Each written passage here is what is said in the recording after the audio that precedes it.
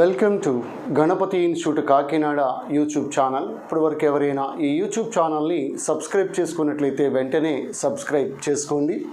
ఈ వీడియో క్లాస్లో భాగంగా జనవరి 5, 2021కి సంబంధించినటువంటి డైలీ కరెంట్ అఫైర్స్ యొక్క సమాచారం గురించి తెలుసుకుందాం. అయితే ముందుగా గణపతి ఇన్స్టిట్యూట్లో ఇటీవల కాలంలో విడుదలైనటువంటి ఏపీపీఎస్సీ గ్రూప్ 4కి సంబంధించినంత వరకు ఈ ఏపీపీఎస్సీ గ్రూప్ 4 3వ బ్యాచ్ అనేది రేపు అనగా 6వ తారీఖున మనకి 3వ బ్యాచ్ అనేది ప్రారంభమవుతా ఉంది. ఆల్రెడీ మొదటి బ్యాచ్ మరియు రెండో బ్యాచ్ యొక్క క్లాసెస్ అనేవి జరుగుతూ ఉన్నాయి. ఇప్పుడు 3వ బ్యాచ్ అనేది మనకు 6వ తారీఖున ఉదయం 9 గంటల నుంచి సాయంత్రం 6 గంటల వరకు బ్యాచ్ అనేది ప్రారంభమవుతూ ఉంది. అడ్మిషన్లు కూడా జరుగుతూ ఉన్నాయి. హాస్టల్ సదుపాయం కూడా ఉంది. మీరు 13 జిల్లాల నుంచి కూడా నేరుగా లగేజ్తో రావచ్చు.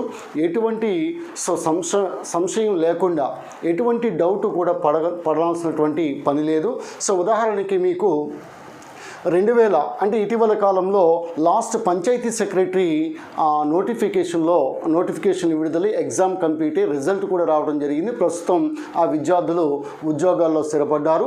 తూర్పుగోదావరి జిల్లా మొదటి ర్యాంకు సాధించినటువంటి ఈ చింతపల్లి వెంకటరమణ నా వద్దే దాదాపుగా సంవత్సరంన్నర పాటు నా వద్దే ఉండి కోచింగ్ తీసుకుని తూర్పుగోదావరి జిల్లా ఫస్ట్ ర్యాంక్ సాధించడం అనేది జరిగింది.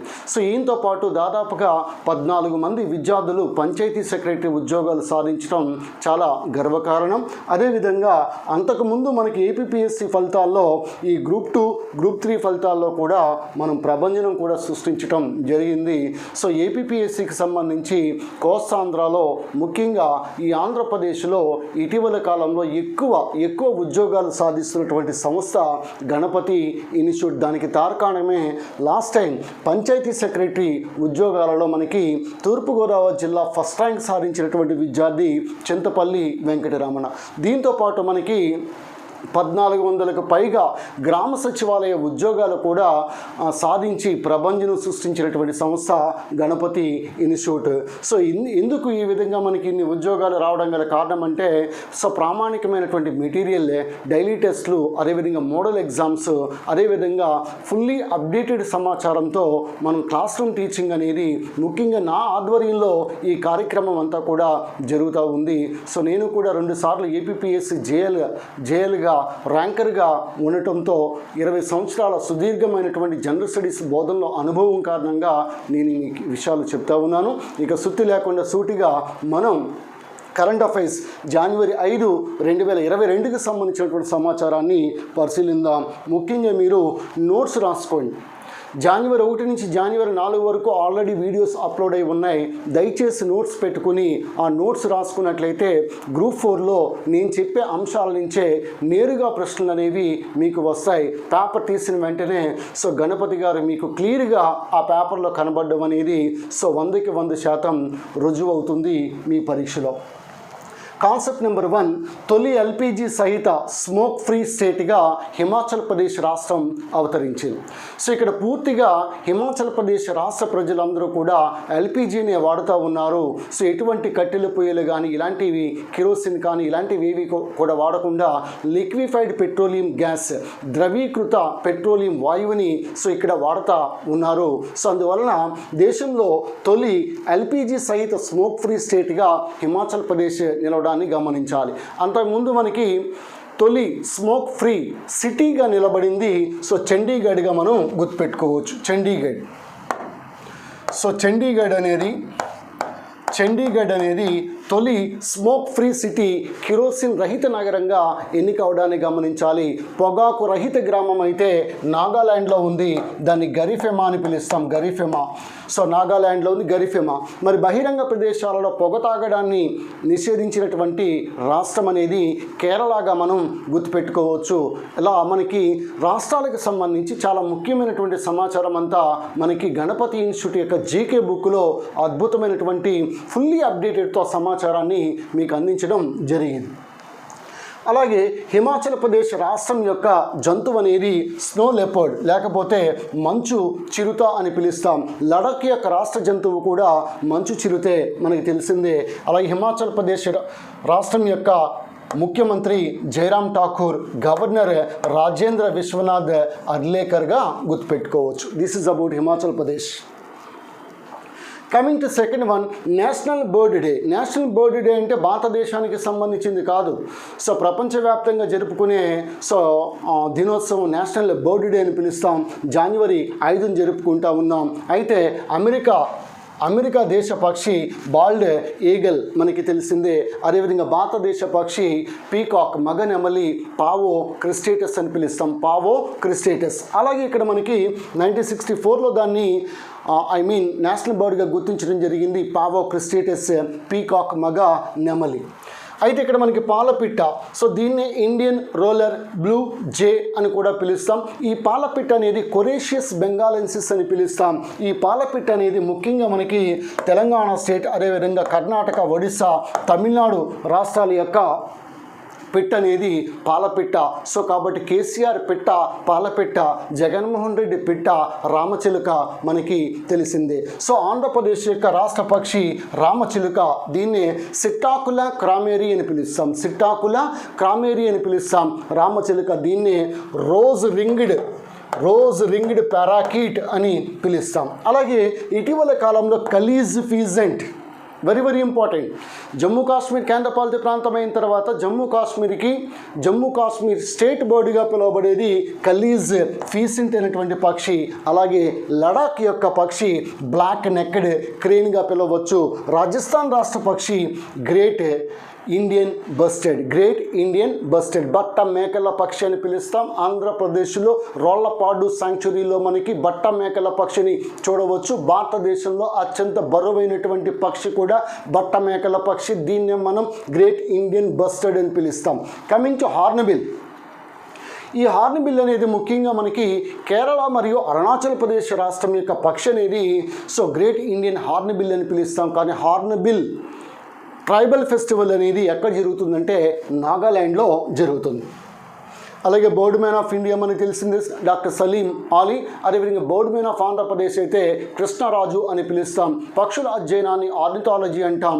పక్షుల గోళ్ళ యొక్క అధ్యయనాన్ని నిడాలజీ అని పిలుస్తాం. పక్షుల గుడ్లు యొక్క అధ్యయనాన్ని ఓలజీ అని పిలుస్తాం. పక్షుల రెక్కల యొక్క అధ్యయనాన్ని టీరాలజీ అని పిలుస్తాం. So this is about national bird day which was celebrated on January 5th. Coming to crypto currency. ఇటీవల కాలంలో మనకి తరచుగా వినిపిస్తున్నటువంటి పదము క్రిప్టో కరెన్సీ. సో ఈ బ్లాక్ చైన్ టెక్నాలజీ ఆధారంగా పనిచేసే ఈ డిజిటల్ కరెన్సీ ఏదైతే ఉందో క్రిప్టో కరెన్సీ, ఇటీవల కాలంలో మనకి ఆయా రకాలైనటువంటి పేర్లు వినిపించడం కూడా మనకి తెలిసిందే. ఉదాహరణకి బిట్కాయిన్ కానీ, ఈథేరియం కానీ, బైనాన్స్ కానీ, సోలానా కానీ, కార్డానో కానీ, all these are the cryptocurrency. So అయితే ఇక్కడ ఫాదర్ ఆఫ్ క్రిప్టో కరెన్సీగా పిలువబడే వ్యక్తి సతోషి నకామోటో. ఇటీవల కాలంలో ఎల్ సాల్వెడార్ అనేటువంటి దేశము బిట్కాయిన్ చట్టబద్ధం లీగలైజ్ చేయడానికి కూడా మనం గుర్తుపెట్టుకోవాలి, El Salvador. Coming to third one, Harpreet Chandi. ఎవరు ఈ హర్ప్రీత్ చాందీ అనే అమ్మాయి అంటే Indian origin British Sikh army officer. భారత సంతతికి చెందినటువంటి British Sikh army officer Harpreet Chandi సోలోగా దక్షిణ ధృవాన్ని చేరుకుంది. ట్రెక్కింగ్ ఎక్కడం ద్వారా, విమానాల ద్వారా గట్ట కాదు, ఎక్కడము ద్వారా. సో దక్షిణ ధృవాన్ని చేరుకున్నటువంటి తొలి భారత సంతతికి చెందినటువంటి British Sikh army officer Harpreet చాందీగా గుర్తుపెట్టుకోవాలి. మరి ఈ దక్షిణ ధృవాన్ని చేరుకున్నటువంటి తొలి వ్యక్తి ప్రపంచంలో అముండ్ సేన్ అని పిలుస్తాం. ఉత్తర ధ్రువాన్ని చేరుకున్నటువంటి వ్యక్తి రాబర్ట్ పియరీ మనకి తెలిసిందే. అయితే ఈ దక్షిణ ధ్రువంలో ముఖ్యంగా అంటార్కిటికాలో ఉన్నటువంటి యాక్టివ్ వాల్కెనో పేరు అగ్నిపర్వతం, క్రియాశీల అగ్నిపర్వతం పేరు మౌంట్ ఎరిబస్ అని పిలుస్తాం. అలాగే మనకి అంటార్కిటికాలో భారతదేశం యొక్క శాశ్వత పరిశోధనా కేంద్రాలు కొన్ని ఉన్నాయి, permanent research stations. So the first one is Dakshina Gangotri, second one is Maitri, and third one is Bharati. So these three are the permanent research stations at Antarctica, whereas the only permanent research station at Himadri, at Arctic region is Himadri. Arctic ప్రాంతం వద్ద భారతదేశం ఏర్పాటు చేసినటువంటి తొలి శాశ్వత పరిశోధనా కేంద్రం అనేది హిమాద్రిగా మనం గుర్తుపెట్టుకోవచ్చు. So this is about Harpreet Chandi. Next coming to fifth one, national mission for clean Ganga. National mission for clean గంగాకు నూతన డైరెక్టర్ జనరల్గా జి అశోక్ కుమార్ రావడం జరిగింది నూతనంగా. అయితే ఈయన మనం రెయిన్ మ్యాన్ ఆఫ్ ఇండియా అంటారు. So rain man of India. So already నిన్న క్లాస్లో మీకు గ్లేషియర్ మ్యాన్ ఆఫ్ ఇండియా చెప్పాను. సో చవాంగ్ నోర్ఫుల్, లడాక్ చెందినటువంటి వ్యక్తి Chewang Norphel glacier man of India. Metro man చెప్పాను మీకు శ్రీధరన్. వాటర్ మ్యాన్ చెప్పాను Rajendra Singh. Tiger man of India Kailash Sankalia. Cusec man KL Rao. Pulichintala project ఉంది కదా, సో పులిచింతల ప్రాజెక్ట్, సో దానికి పెట్టిన పేరు KL Rao. Cusec man of India అని పిలుస్తాం, cusec man of India. Milk man of India Verghese Kurien. Bird man of India doctor Salim Ali. ఈ రకంగా మనకి సో చాలా రకాలైనటువంటి మ్యాన్స్ ఉన్నారు. ఇందులో భాగంగా rain man of India G Ashok కుమార్గా గుర్తుపెట్టుకోండి. నేషనల్ మిషన్ ఫర్ క్లీన్ గంగాకు ఈయన నూతన director general G Ashok Kumar. ఇక గంగా నది మనకు తెలిసిందే, దేశంలో పొడవైనటువంటి నది గంగా నది. సో అదేవిధంగా ఈ గంగా నదిని సో జాతీయ నదిగా కూడా ప్రకటించడం జరిగింది. పవిత్రమైనటువంటి నది, ముఖ్యంగా ఉత్తర భారతదేశ ప్రజలకి సో జీవనాధారంగా నిలిచే నది. ఇక దక్షిణ భారతదేశంలో మనకి గంగా ఆఫ్ సౌత్గా పిలువబడేది కావేరి. సో వృద్ధ గంగా, దక్షిణ గంగగా పిలువబడేది గోదావరిగా మనం గుర్తుపెట్టుకోవచ్చు. So rain man of India remember G Ashok Kumar. ONGC oil and natural gas corporation, ఇది మహారత్న కంపెనీ. ఓఎన్జీసీ 1956లో న్యూఢిల్లీలో ఏర్పాటు చేశారు. ప్రస్తుతం దీని యొక్క చైర్మన్ అండ్ మేనేజింగ్ డైరెక్టర్ నూతనంగా రావడం జరిగింది అల్కా మిట్టల్ అనే మహిళ. ఇదివరకు మనకు steel authority of India limited. ఈ స్టీల్ అథారిటీ ఆఫ్ ఇండియా లిమిటెడ్కి సో తొలిసారిగా ఒక మహిళ అనేది చైర్పర్సన్గా రావడం జరిగింది, Soma Mondal. So this is also very very important as for as Group 4 examination is concern. Alka Mittal. దేశ ఆర్థిక వ్యవస్థలో సహకార బ్యాంకింగ్ రంగం యొక్క వాటా ఎంత ఉంది అంటే 12% వరకు ఉంది. అయితే ఇక్కడ మనకి ఈ కోఆపరేటివ్ బ్యాంకింగ్ వాటా 12% దేశ ఎకానమీలో సో ఉన్నట్టుగా గుర్తుపెట్టుకోండి. ఇక్కడ మనకి ఈ అర్బన్ కోఆపరేటివ్ బ్యాంక్స్, పట్టణ ప్రాంతాల్లో ఉన్నటువంటి పట్టణ సహకార బ్యాంకులు ఏవైతే ఉన్నాయో, సో ఈ పట్టణ సహకార బ్యాంకుల్లో సంస్కరణలు తీసుకురావడం కోసం 2021 జూలైలో మనకి ఎన్ఎస్ విశ్వనాథన్ కమిటీ ఏర్పాటు చేయడం జరిగింది. మాజీ reserve bank governor NS Viswanathan committee. So NS Viswanathan committee is mainly related to so what is called యూసీబీలలో. యూసీబీ అంటే అర్బన్ కోఆపరేటివ్ బ్యాంక్స్లలో సంస్కరణలు తీసుకురావడం కోసం, రీఫార్మ్స్ తీసుకురావడం కోసం ఈ కమిటీని ఏర్పాటు చేయడం జరిగింది, ఎన్ఎస్ విశ్వనాథన్ కమిటీ. సో ప్రస్తుత ఆర్బీఐ గవర్నర్ మనకి తెలిసిందే. So 25th RBI governor Shaktikant Das. Next EBC నేస్తం. ఎస్, మళ్ళీ జగనన్న వచ్చాడు. సో జగనన్న మరొక పథకాన్ని తీసుకురావడం జరిగింది. అసలే డబ్బులు లేవురా బాబు రాష్ట్రంలో అంటే ఏపీపీఎస్సీ ఇటీవల కాలంలో విడుదల చేసినటువంటి గ్రూప్ 4 ఎగ్జామ్ని కండక్ట్ చేయడానికి అవసరమయ్యే డబ్బులు కూడా ఏపీపీఎస్సీ వద్ద లేవు అంటుంటే, ఇలాంటి లేని సందర్భంలో కూడా ఆంధ్రప్రదేశ్లో మహిళలను ఆదుకోవడం కోసం సో వైఎస్ రాజశేఖర రెడ్డి యొక్క పరిపాలన ఏ విధంగా అయితే సంక్షేమ రాజ్యం ఏదైతే ఉందో అలాంటి సంక్షేమ రాజ్యం తీసుకురావడం కోసం మన అన్న జగనన్న మరొక నూతన రత్నాన్ని తీసుకురావడం జరిగింది, అదే ఈబీసీ నేస్తం. ఎకనామికల్లీ బ్యాక్వర్డ్ సో క్లాసెస్ అని పిలుస్తాం. ఈ ఎకనామికల్లీ బ్యాక్వర్డ్ క్లాసెస్ సంబంధించి 45 సంవత్సరాల నుంచి 60 సంవత్సరాల మహిళలకు సంవత్సరానికి 15,000 రూపాయలు జగనన్న అక్కడ బట్టను నొక్కుతాడు, ఇలా అంటాడు. ఇక్కడ ఉన్న వాళ్ళందరూ కూడా జేజేలు, పాలాభిషేకాలు కూడా చేయడం కూడా మనం ఇటీవల కాలంలో చూస్తూనే ఉన్నాం. ఎనీహౌ ఇక్కడ నేరుగా ప్రజల చేతిలో డబ్బులు పెట్టడం కూడా సో ఒక రకంగా మంచిదే, కానీ సో ఇంకొక రకంగా కాస్త ఇబ్బంది అయినటువంటి పరిస్థితి. కానీ ఇక్కడ మనకి 45 నుంచి 60 సంవత్సరాల మహిళలకి ఇటువంటి సదుపాయం కల్పిస్తున్నారు కాబట్టి నిజంగా hats off to Jaganmohan Reddy అని మనం చెప్పొచ్చు. మార్కెట్ విలువ పరంగా నెంబర్ 1 కంపెనీగా ప్రపంచంలో నిలిచింది యాపిల్. మరి యాపిల్ యొక్క CEO ఎవరు? Tim Cook. వీడి దగ్గరికి వెళ్ళకండి, వీడొక గే అంటున్నారు. Okay, so okay, anyhow Apple CEO Tim Cook, Microsoft chairman and సీఈఓగా మన ఆంధ్రుడు సత్య నాదెళ్ళ. అలాగే గూగుల్ ఆల్ఫాబెట్ సీఈఓ మనకు తెలిసిందే సుందర్ పిచాయ్. నెక్స్ట్ అమెజాన్ యొక్క సీఈఓగా ఉన్నది, ప్రెసిడెంట్ మరియు సీఈఓగా ఉన్నది యాండీ జాసీగా గుర్తుపెట్టుకోండి, యాండీ జాసీ. సో కాబట్టి ఇక్కడ మనకి సీఈఓలు important. For example Twitter CEO Parag Agarwal. అలాగే ఇక్కడ మనకి Apple CEO Tim Cook, Microsoft CEO Satya Nadella, Google Alphabet CEO Sundar Pichai belongs to Tamil Nadu. So again Amazon CEO Andy జాసీగా గుర్తుపెట్టుకోవచ్చు.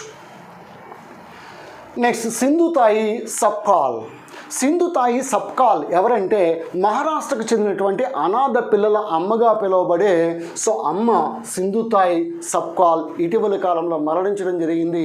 దాదాపుగా 1000 మంది అనాథ పిల్లలని తీసి వాళ్ళని పెంచి పోషించినటువంటి తల్లి సింధుతాయి సప్కాల్ అని పిలుస్తాం. సో చాలా సందర్భాల్లో మనం చెప్తాం, a life lived for others is a worth living life అంటారు.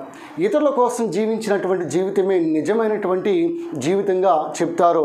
సో చాలామందికి ఏంటంటే ఇదంతా స్వార్థపూరిత ప్రపంచం కాబట్టి స్వార్థమే సమాజాన్ని స్వారీ చేసేరా అనేటువంటి ఒక స్లోగన్ కూడా ఉంది. ఈ స్వార్థమే సమాజాన్ని స్వారీ చేస్తూ ఉంది. అందువల్ల ఇక్కడ మనకి ముఖ్యంగా ఇతరులకు సాయం చేసే గుణం, దయాగుణం, జాలి గుణం అనేది ఉండాలి. ముందు మనల్ని చక్కపెట్టుకున్న తర్వాత ఇతరులని జాగ్రత్తగా చూసుకోవాలి. ఈ విషయంలో మనకి సింధుతాయి సప్కాల్ బిలాంగ్స్ టు మహారాష్ట్ర మనకి ఆదర్శంగా నిలవడం జరిగింది, అనాథ పిల్లల అమ్మ. మరి when it comes to chief minister of Maharashtra Uddhav Thackeray, అదేవిధంగా మనకి ఈ చీఫ్ మినిస్టర్ తర్వాత గవర్నర్ భగత్ సింగ్ కోశ్యారీ, మహారాష్ట్ర యొక్క గవర్నర్ భగత్ సింగ్ కోశ్యారీగా గుర్తుపెట్టుకోవచ్చు. ఫ్రాన్స్, ఇప్పటికే మనకి కోవిడ్-19 కరోనాతో ఇటు మా అమ్మగారు చనిపోయారు, నాకు కోవిడ్ సిమ్టమ్స్ ఇంకా తగ్గడం లేదు. అయినప్పటికీ కూడా విద్యార్థులే ముఖ్యమైన ఉద్దేశంతో నేను కష్టపడుతూ పిల్లల్ని కూడా కష్టపెడతా ఉన్నాను. సో ఒక్క సెకండ్ కూడా వేస్ట్ చేయకుండా, పిల్లల యొక్క టైంని కూడా వేస్ట్ చేయకుండా వాళ్ళకి నిరంతరం ఇటు క్లాస్ రూమ్ టీచింగ్, అదేవిధంగా మెటీరియల్, డైలీ టెస్ట్లు, మోడల్ ఎగ్జామ్స్తో ముందుకెళ్తా ఉన్నాం. సో మరొక కరోనా తర్వాత ఒమిక్రాన్ అన్నారు, మళ్ళీ ఒమిక్రాన్ తర్వాత మరొక నూతన వేరియంట్ ఫ్రాన్స్లో వెలుగు చూసిందంట. అదే IHU లేకపోతే B.1.640.2 అంట, B.1.640.2. సరే, దీనికి ఏ రకంగా పేరు పెట్టినప్పటికీ కూడా this is another variant of Covid, corona variant, కొత్త వేరియంట్ ఫ్రాన్స్లో. మనకు ఆల్రెడీ ఒమిక్రాన్ దక్షిణాఫ్రికాలో తొలిసారిగా బయలుపడింది. ఇక కరోనా అయితే మనకి కరోనా వైరస్ వుహాన్లో బయలుపడడం మనకి తెలిసిందే. ఇప్పుడు మళ్ళీ కొత్త వేరియంట్ ఫ్రాన్స్ అని చెప్పడం జరుగుతూ ఉంది. ఇంక ఎన్నాళ్ళు జగనన్న చెప్పినట్టుగా కరోనాతో సహజీవనం చేయటమే. ఆయన ఏ నోటితో అయితే అన్నాడో నిజంగానే ప్రజలందరూ కూడా కరోనాతో సహజీవనం చేయాల్సినటువంటి పరిస్థితి ఏర్పడింది. ఆయన చెప్పింది రైట్. సో ఒక పారాసిటమాల్ మాత్రతో కరోనాను తగ్గించుకోవచ్చు అని చెప్పింది కూడా రైటే. ఇళ్లలో ఉండి కాస్త కోస్తా మనం ఆరోగ్యాన్ని కాపాడుకున్న వాళ్ళు బతికారు, హాస్పిటల్కి వెళ్ళిన వాళ్ళు ఎక్కువ మంది చనిపోవడం జరిగింది. అలాగని ఇళ్లలో ఉండమని కాదు, ఒక మంచి డాక్టర్కి ఇంటి వద్దే చూపించుకుని ఇంటి వద్దే ఉంటే ఇటు మా అమ్మగారు బతుకుండేవారు, నాకు కూడా ఈ పరిస్థితి వచ్చి ఉండేది కాదేమో అని ఇప్పుడు అనిపిస్తూ ఉంది. ఎందుకంటే రెమ్డెసివిర్ ఇంజెక్షన్స్, తర్వాత స్టెరాయిడ్స్ ఇవన్నీ ఎక్కించి మనిషిని బతికించడం కోసం అక్కడ పూర్తిగా ఆ వైద్యం తెలుసో లేదో కానీ మరి వాళ్ళు ఆ రకంగా చేయటం. ఏమో మనకి వైద్యో నారాయణ హరి అని పిలుస్తారు, వైద్యుడిని సాక్షాత్తు దేవుడితో పోలుస్తారు. మరి అటువంటి వైద్యులు ప్రజల ప్రాణాలని కాపాడాల్సినటువంటి అవసరం ఉంది. ప్రైవేట్ మెడికల్ మాఫియా రెచ్చిపోతా ఉంది. ఏమైనప్పటికీ కూడా కేంద్ర ప్రభుత్వం కానీ రాష్ట్ర ప్రభుత్వాలు కానీ ప్రభుత్వ దవాఖానాలు, ప్రభుత్వ హాస్పిటల్స్ని బలోపేతం చేయాల్సినటువంటి అవసరం కూడా ఉంది. రానున్న పరిస్థితుల్లో మళ్ళీ ఏమైనా మరొక డిజాస్టర్ రాకుండా ఉండాలి అంటే ప్రజలు కూడా, ముఖ్యంగా విద్యార్థులు కూడా మాస్కులు ధరించి శానిటైజ్ మీరు క్లాసెస్కి అటెండ్ అవ్వడం వల్ల కూడా ఉపయోగంగా ఉంటుంది. ఎందుకంటే మీరు కరోనా రావడానికి మేబీ ఒక 1 minute or 2 minutes టైం పట్టొచ్చేమో, బట్ మీ జీవితం అనేది 60 సంవత్సరాలు. ఇప్పుడే మీరు ఈ గ్రూప్ 4 లేదా ఎస్ఐ కానిస్టేబుల్ ఇలాంటి నోటిఫికేషన్ కోసం ఎదురు చూస్తూ చివరి తరుణంలో ఉండి ప్రభుత్వ ఉద్యోగంలో స్థిరపడి జీవితం అంతా 60 సంవత్సరాలు హ్యాపీగా గడపాలని మీరు అనుకుంటా ఉన్నారు. దయచేసి మీరు మాస్క్ అయితే కంపల్సరీగా పెట్టుకోండి. మాస్క్ మాత్రమే మిమ్మల్ని హాస్పిటల్కి చేరకుండా, హాస్పిటల్లో మళ్ళీ ఆక్సిజన్ మాస్క్ పెట్టుకోకుండా కాపాడుతుందని నేనైతే బలంగా నమ్ముతున్నాను. దయచేసి మాస్క్ ధరించండి. మరి ఫ్రాన్స్ యొక్క ప్రధాని మనకు తెలిసింది జీన్ కాస్టిక్స్ అని పిలుస్తాం. జీన్ కాస్టిక్స్. ఫ్రాన్స్ యొక్క ప్రధాని ఇమాన్యుయల్ మెక్రాన్. సో ఇది మనకి జనవరి 5కి సంబంధించినటువంటి కరెంట్ అఫైర్స్. దయచేసి మీరు నోట్స్ రాసుకుంటారని ఆశిస్తూ ఉన్నాను. మీకోసం ఎంతో శ్రమకు వచ్చి ఈ సమాచారాన్ని అంతా కూడా మీకు examination point of view clear కట్గా చెప్తా ఉన్నాను.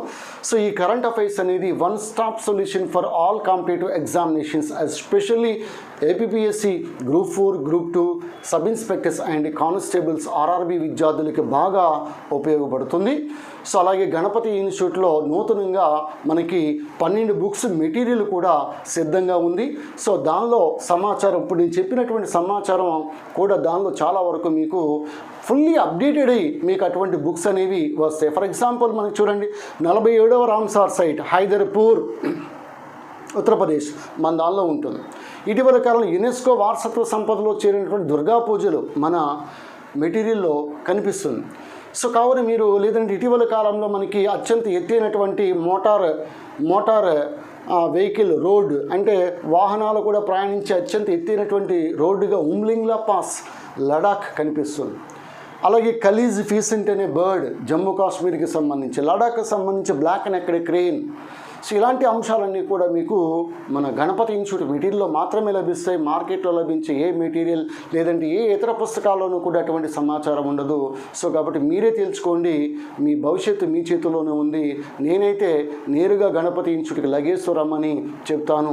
సో ఎగ్జామ్ జరిగేంత వరకు నా దగ్గరే ఉండండి. స్టడీ రూమ్ ఉంది, హాస్టల్ ఉంది, అలాగే మార్నింగ్ 9 to ఈవినింగ్ 6 వరకు క్లాసెస్ జరుగుతూ ఉన్నాయి. ఈ విషయాన్ని నలుగురికి తెలియజేస్తారని కోరుతూ ఎప్పుడు మీ విజయాన్ని కోరుకునే మీ అన్నయ్య. Thank you and all the best.